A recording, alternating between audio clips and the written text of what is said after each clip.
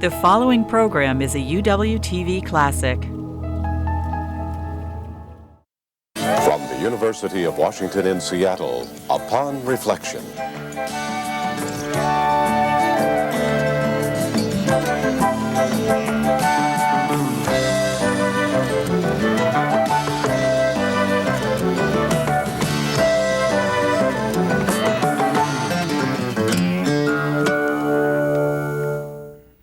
Hello and welcome to Upon Reflection. I'm Marcia Alvar.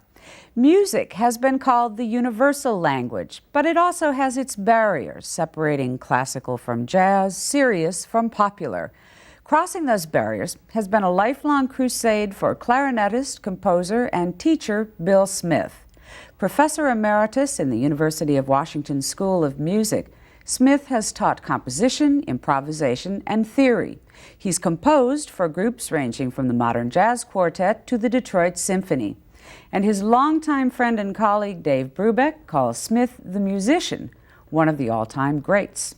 And he should know you've been working together for what, almost 50 years? That's right, since 1946, yeah, 50 years coming up. Tell me how that association began. Well, I had been studying at Juilliard and was not happy with the composition program there. It was before just before Bill Schumann came in, and I learned that Darius Milhaud was going to be teaching at Mills College in my hometown, Oakland, and I thought, well, I'd like to study with Milhaud. So I signed up to study with Milhaud, and Dave Brubeck was one of my classmates, and we started playing together, and the first year we were together there, we started the octet, which was like a rehearsal band to play over things we'd written for the composition class mainly. Had people, Paul Desmond, yeah, Cal Jader, yeah, in that group. Was a wonderful group, and those were great days. For me, that year at Mills, that first year just sort of opened up new worlds for me. Now, what was going wrong at Juilliard? You were feeling it was a little conservative. Yeah, I wanted to be composing and learning about new music, and at that time it was more in the traditional 19th century mold. And one of those barriers. One of those barriers. Oh yeah, and jazz, of course, was not to be mentioned. Even though at that time also Miles Davis was a student there at the same time, but I think he went to classes even less than I did. But well, you were at Juilliard in New York at a real high point in the world of jazz. It was the mid-'40s. It set the scene. What was the world of jazz like at that time? And we should say that you were very much involved with that when you weren't at Juilliard. I worked in a jazz club on 52nd Street, which is where all of the jazz was being played, especially new bop things, but also Coleman Hawkins and more sort of mainstream. Pre-bop, mainstream. So it was a wonderful experience for me to get to hear Dizzy Gillespie and Charlie Parker and all these guys playing next door. And the little club I worked at called Kelly's Stable, I worked with a trio, and we'd play an hour off and an hour on from 9 until 3, and then I'd go home and go to bed and get up in time to get to Juilliard for graduate school orchestra, which started at 8, and it was musically, it was great to be on 52nd Street and hear all the music, but my health suffered considerably from never getting any sleep. That's the life for a very young man. Yeah, right. Yeah, I could do it. I was 19. The popularity of jazz seems to wax and wane. I mean, there's nothing now, in this country anyway, to approximate the kind of club scene that you were part of in New York at that time. Why does jazz have such ups and downs in this country, the country of its birth? Mm-hmm. Well, I don't know. I grew up, of course, in the heyday of the big band, where, when I was a kid, instead of the Beatles, we had the Benny Goodman Band. He was my hero. And all the jazz and pop were the same. If you watch the hit parade on Saturday night, they'd be played by, the hits would be played by Duke Ellington, sung by Ella Fitzgerald, and it was a wonderful time. But it seems like every decade there's an about face and things shift and go in a different direction. But that was a particularly healthy and wonderful time, I think, for jazz. It was both good musically and had a broad audience. I think when the Beatles came in, jazz played second fiddle for quite a while, and it was tougher sledding, and still is. It's never been, I don't think it's ever come back as strong, but it did open up concerts to jazz, which I think the Jazz at the Philharmonic series and the concerts that were done by Benny Goodman at Carnegie Hall and so forth opened up a concert audience that is flourishing now. I think, you know, jazz concerts are everywhere. Like when we play in Europe, there are, well, in Italy, for instance, when I first went to Italy in 1957, there was only one jazz festival per year at San Remo, and I played there. Now there are dozens of festivals all over Italy, jazz festivals. So I think the concert aspect of jazz has flourished. We have, I guess, every city is, if they're lucky, has a jazz club, but there's nothing that I know of like those, you know, in the mid-40s in New York, 52nd Street had 20 clubs, and they were all thriving, largely servicemen on leave who were back, or, you know, young people in teeny, long, narrow, dark clubs, but wonderful music, and they were great days. You mentioned the enthusiasm you had. You were talking about the jazz scene in Europe, and a lot of people have said that the most enthusiastic audiences for this music now are not in this country. They're in Europe, in Asia, elsewhere, and for some reason that remains a puzzle. Jazz has to struggle in the nation where it was born. I mean, America's great classical music, as it's been called. Well, I think the Europeans are more knowledgeable about jazz in general. You know, the people at a concert. Well, even I played a little concert in a small town in Italy, and this young lady came up who I wouldn't think would know anything about jazz, but she knew all about me and my recordings, and knew, you know, had studied up. She read in the Encyclopedia of Jazz, and, you know, for her it was a thing to learn about. I think maybe here we should take it for granted, you know, that we're in the middle of it and just accept it as part of our heritage. And in Europe, they have to bone up on it. They think, you know, it's something they have to learn about. So maybe that's part of it. But I think there is a lot of respect and knowledge about jazz there that we don't find so much in the States. We're going to take a look at a jazz performance that we've recorded. You playing All the Things You Are, which is both of our favorite songs. Yeah. And this is one of the, I mean, there actually should be two people sitting across from me. I mean, there's William O. Smith, who we'll meet later, but this is Bill Smith that we're going to see. Talk a little bit about, I mean, you list your discography in your resume under two different names. Yeah. Well, I started out being interested primarily in jazz. I mean, my interest in clarinet started from seeing movie shorts of saxophone sections, seeing the Benny Goodman band, and I thought I'd like to do that. And so when I was 10, a door-to-door salesman came to our door and told my mother, you know, every household should have a musician, and we can give clarinet lessons to your son, and if he takes 30 lessons, we'll give him a clarinet free. And I said, oh, please, Mother, let me play clarinet. So anyway, I started out clarinet wanting to play like Benny Goodman.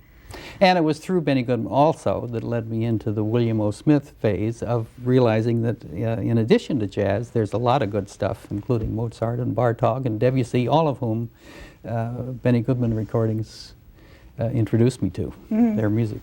Well, William O. Smith will have his moment a little bit later in the program. But right now, we're going to let Bill Smith stand in the spotlight. We'll watch your performance of All the Things You Are. Thank you. Bill Smith.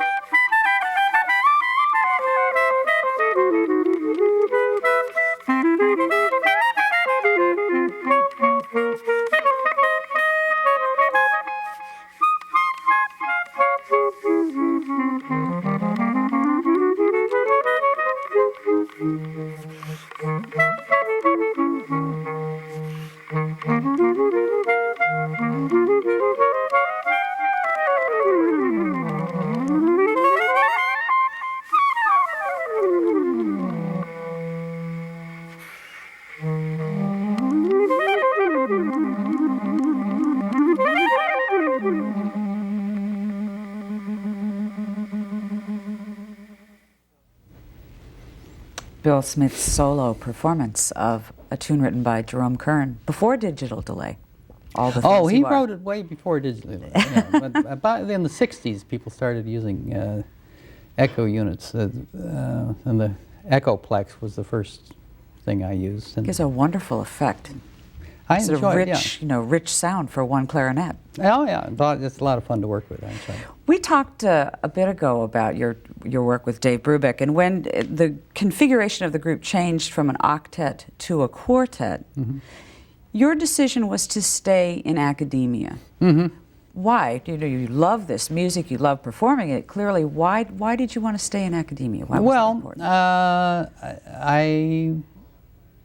I was inspired by Darius Milhaud's example. And I thought, this is very nice. Teaching a university, the people understand what you're trying to do. There's an opportunity to play your music, learn about music, help people to learn about music. And it was an atmosphere that I liked much better than the clubs I'd been stuck with very often. And so also, when I got out of high school, I thought I wanted to go on the road with a band and, be like Benny Goodman. After a year on the road, though, I thought, well, I'm not developing as a musician. This isn't what I want. So I went to Juilliard. Then Juilliard wasn't quite what I wanted either, although I had very good clarinet instruction and some good orchestral experience. But anyway, I went to Mills College, and then at that point, my goals changed, and I didn't want to play in clubs or be on the road. I wanted, at least I wanted the main emphasis to be in a university career. You've talked about being at a university almost as a kind of refuge from the music business, where the commercial pressures are so intense to support only the kind of music that can really make money for somebody. Do universities remain today that kind of refuge? Is it still the kind of place to experiment and to do new things? Oh yeah, I think so. It's one of the few places in our society where money isn't the primary motivation, that there are people who explore and do research that is not primarily after fame and fortune. You were in California in the mid-1960s when you were approached by the University of Washington with an invitation to come and teach and work here. What was the great attraction at that time? As a matter of fact, I was in Rome at that time, but I had been in California all of my life except for my year in New York, and then several years in Rome. From 60 to 66, I lived in Rome, 2 years on the Guggenheim, and then freelancing with the group I had there. But in 1966, Bill Bergsma phoned me and invited me to come teach at the University of Washington. And we were going to be out on the West Coast touring. At that time I was with my group, the American Jazz Ensemble. So I said, well, I'll come by and talk to you. And he convinced me, sold me that Seattle was the greatest place in the world, and the University of Washington was the best place to teach. And there, at that, I remember one particular remark where there was a flagpole where Meany Hall now is, and he said, "You see where that flagpole is? Soon we're going to have the finest concert hall on the West Coast where that flagpole is." Oh, really? And we do, I think. And I think Meany Hall is one of the best concert halls we've got. One of the other carrots that he dangled in front of you, wasn't it the contemporary group, the idea? Well, yeah, he wanted, I think that was the clincher, that I felt I had to at least come for a year and see what I could do, because he wanted somebody to, as he said, come out and shake things up and start a contemporary group. At that point, they didn't have any contemporary music ensemble. So he invited me and Bob Soderbergh to start a contemporary group, and we were very fortunate in that we were able to win the Rockefeller Award, which gave us a 5-year subsidy that helped us to present new music and to bring in guest composers and to hire performers and have teaching assistants, etc. So it was partly, I felt, you know, that I thought it was important that I could come and try to help the cause of contemporary music. And also, I liked Seattle. I remember coming out on the taxi to the University of Washington, and it was a beautiful sunny day, and I was talking to the cab driver, and I said, "Is it often like this here?" He said, "Oh, yes, like this all the time." So I hear the fishing is very good here. Fishing is wonderful. I catch fish all the time. Like, gee, what a place. You know? Little did you know he was probably hired by the university to bring you to the campus that day. Maybe. Now, we're going to take a look at a contemporary music performance that you. This is William O. Smith's chance to sort of elbow his way into the spotlight. But I want you to talk about how you prepare people's ears for music that is new. I mean, to a lot of people, it sounds like a a filing cabinet has been pushed down a flight of stairs. How do you teach people to open their ears to sounds that they just sort of instinctively start to fight? Well, I think we're not exposed to enough 20th century music. It's changed. Now we're going into the 21st century, and it sounds like I'm talking about old, 20th century music we should all be familiar with. But instead, our radio stations and television stations largely ignore 20th century classical music. You know, we have jazz and rock and popular music and folk music, but our new music classical tradition is ignored. So people don't hear it. I think well, for instance, in Europe, radio and television stations do perform a lot of new music, and their audiences are much better versed. There are many more people that are open to, new jazz and new music in general. I think it's partly that the lack of exposure. That if you want to hear new music, you pretty much have to go to a university and hear a contemporary music group. I would use the phrase that music is a language, and so it's like expecting to understand German if you've never studied the language. Yeah, I think that's right. Now, tell us a bit about the piece that we're going to see you perform. Okay. Get us ready for it. All right. Well, in 1977, I went to Greece, and while I was there, I saw everywhere graphic images of double pipe players. The aulos was the ancient Greek equivalent of a clarinet, but it was two clarinets. Now that's interesting. I could do that with my clarinet, because the clarinet does, to fold it up and put it in the case, it breaks into two halves. And so I thought, well, I can just put a mouthpiece on the lower half, and then I'll have a double clarinet.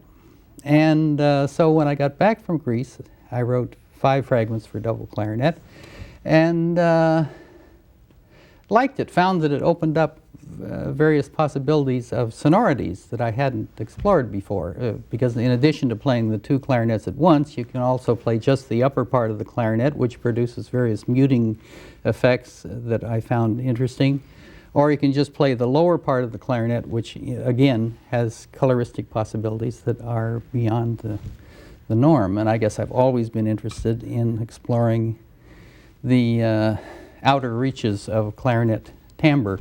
So anyway, over the years I've written several pieces that employ double clarinet, and this is the most recent one, which has 2 clarinets, the 2 clarinetists never playing an entire clarinet, but always playing either the 2 halves at once, or one half or the other half while they're performing.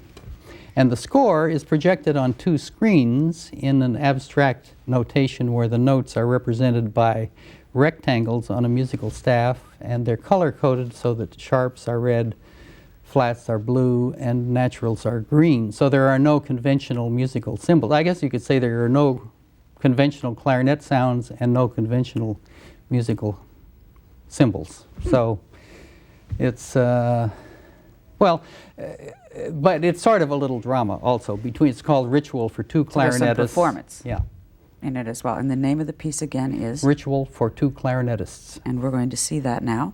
And this is William O. Smith making his appearance. With Joel Barbosa, incidentally. It's the Okay. other clarinetist.